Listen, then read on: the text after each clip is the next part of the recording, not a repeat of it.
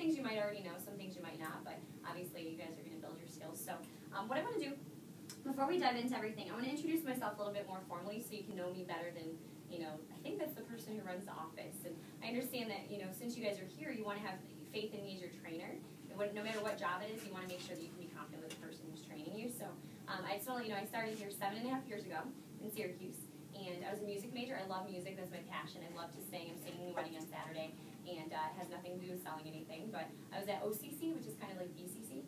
And I didn't get into the school that I wanted to when I auditioned. And I think it was a blessing in disguise because I wouldn't have heard about Vector if I hadn't gone to OCC. I believe everything happens for a reason. But anyway, so my friend Rob, I met him at OCC. And we started doing music stuff. And he remembered me complaining about my job because I worked at Wegmans. And I was like, I have to find another job this summer, because they always cut my hours, because the college kids, when they come back, they always cut my hours. He's like, well, you should work with me at Vector. I'm like, well, what do you do there? He's like, I sell knives. And I laughed at him. I'm like, there's no way I'm selling knives. You're weird. All right, does anybody have a friend who reacted to you that? Yeah. Okay, that was me. That was that friend. And but basically, I kept looking for a job, and I didn't want to do what I did the previous summer, which I worked 40 hours a week at a bank, making minimum wage, and I absolutely hated it. I was sorting papers, and I'm not the kind of person who just wants to sit there and sort papers. And so I'm like, all right, fine, let me just check out this knife thing. And I went in for the interview, and it blew my mind. As soon as the manager cut the penny, I was like, no way, this is awesome. So I got the job, I was really excited, and I got home to tell my parents. And I thought they'd be really excited too, because they've always been very supportive of everything I've been excited about. However, they weren't as supportive as I thought. They're like, you're not going to make any money selling knives. My mom's like, here, why don't you call back the bank, you can work there this summer. And it kind of went from up here to down here. Okay, anybody have a similar reaction from someone? Okay. And I realized, I'm like, well, I guess it kind of sounds weird that I'm that excited about knives. So I was like, instead of just telling her anymore, I'm just going to show her when I get my stuff. And obviously the rest is history. My mom loves Cutco. She's the biggest fan now. But at the same time, my first, going through the training process, I was probably the worst role player in my training group. I messed up a lot. Unlike Matt, I was not good at acting, so I messed up on, role playing and stuff like that. And I just want to let you guys know that it's okay to make mistakes in training. That's why it's training. That's why we hire people who don't have experience so we can train you. But going through training, my biggest motivators were money, because I had to pay for college myself. I had to pay for school, car insurance, cell phone, rent, everything. And my second motivator was competition, because I'm kind of a competitive person. That's just how I always was. And I wanted my name all over the Syracuse walls and everything. But going through training, I probably made a bunch of mistakes that I'm going to teach you guys how to not make mistakes that I did, just really simple ones. And I ended up hitting 7 promotions my first 3.5 months on the job. And just because I worked really hard, my averages were below average, but I just did the most appointments.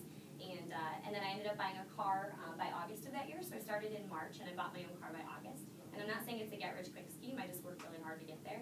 And I was promoted to an assistant manager the following spring in the Syracuse office. I sold $36,000 worth of Cutco my first 8 months on the job. That following year, I sold $56,000 worth of Cutco. And then I transferred to Syracuse University for music industry and recording arts. And so I stopped being an assistant manager, and I sold $87,000 worth of Cutco as a full-time college student that year. I earned a trip to Jamaica. That was pretty neat. And Puerto Vallarta, Mexico, just for doing my job. And the following year, I sold $100,000 worth of Cutco. I got that cool sword that you saw in my office back there, selling $100,000 in a year. And then after school, I just decided to move to Georgia because I had some friends down there that were doing music things, and they weren't really getting anywhere. But I figured I'd just go. And I moved down there, leaving my customer base of about 1,200 customers in Syracuse, and moving down to Georgia with 2 people that I knew. It was recommendations of other people. And I was nervous. I actually started applying at other jobs because I'm like, how do I build up from 2 people?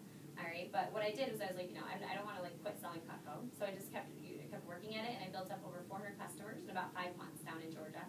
And I just want to let you guys know to teach you how to do things like that. And then I got bored living down there, so I moved back.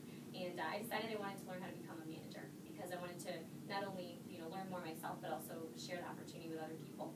And I sold $125,000 as a sales rep that last year as a sales rep.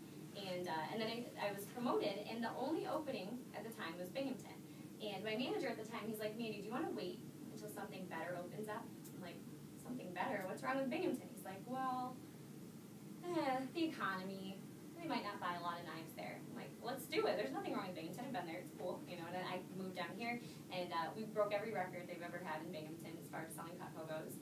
And personal sales with customers, I've sold $492,000 worth of Cutco one-on-one with people. I have about 2,100 customers that I've sold Cutco to, just from cutting rope, leather, pennies, things like that. And career sales about $1.7 million. So I'm not saying that to brag.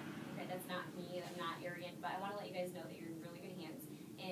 you guys everything that I did. I'm going to teach you how to not make mistakes that I did and be even better than I was. So just so you know, Megan and Graham and those guys, like they started off way better than I did because they just learned from what I did wrong and things like that. So so I just want to let you guys know, besides that, I do have a life. I don't just live here, like have a tent in the back.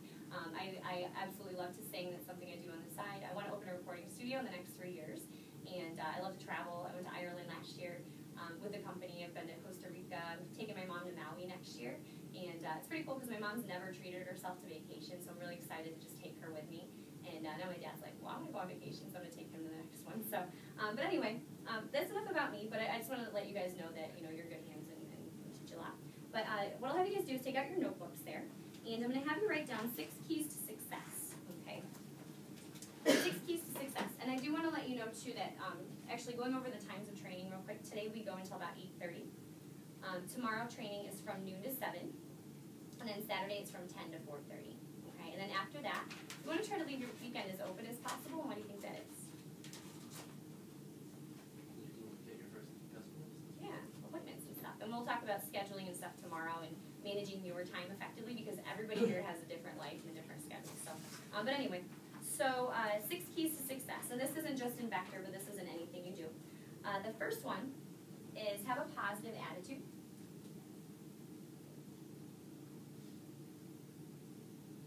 Have a positive attitude. The most important part of being successful, I think, is being an optimistic person.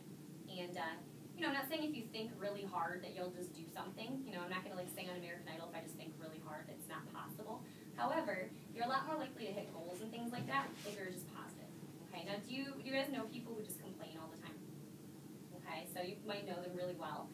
And, there might be someone you love because they're close to you, but they bring you down, people complain. Have you guys ever heard Misery Loves Company? Okay, so here we have a no negativity policy. And the reason for that is we believe a positive environment is a lot more professional.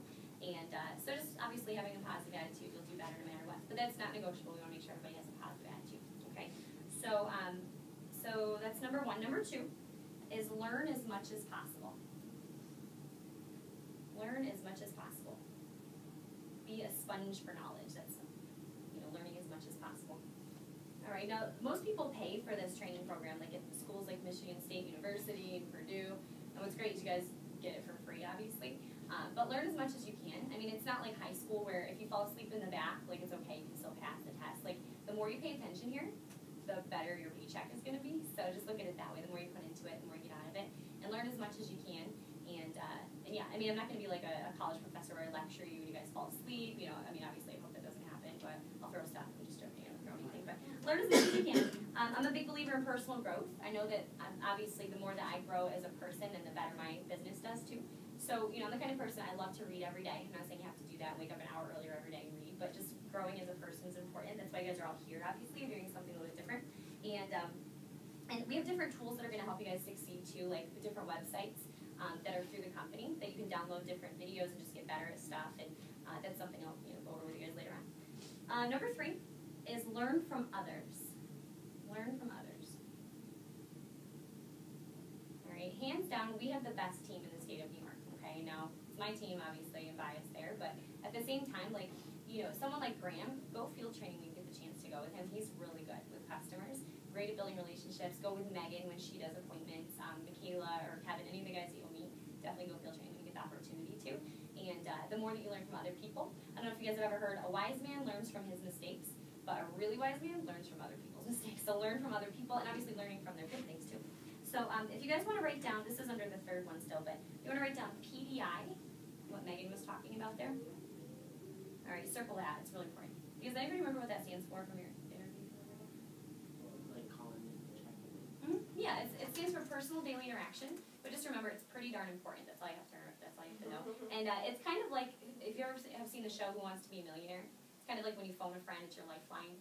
All right, so our top reps talk to me constantly, and the more that they check in on appointments and things like that, the better they do. And it's on-the-job training, it's ongoing training. But I'll expand on that later on, obviously. But PDI is awesome. And the reason that our team does so well is because their first 10 days, in your first 10 days, you guys are going to talk to me a ton. And it's kind of like, it's kind of like a baby learning how to walk for the first time. They've never done it, they need help. But obviously, once they get used to it, they don't need as much help anymore. So it's the same kind of thing. You guys are going to talk to me a lot when you first start on the phone, so that way you don't have to talk to me as much later on. And we'll talk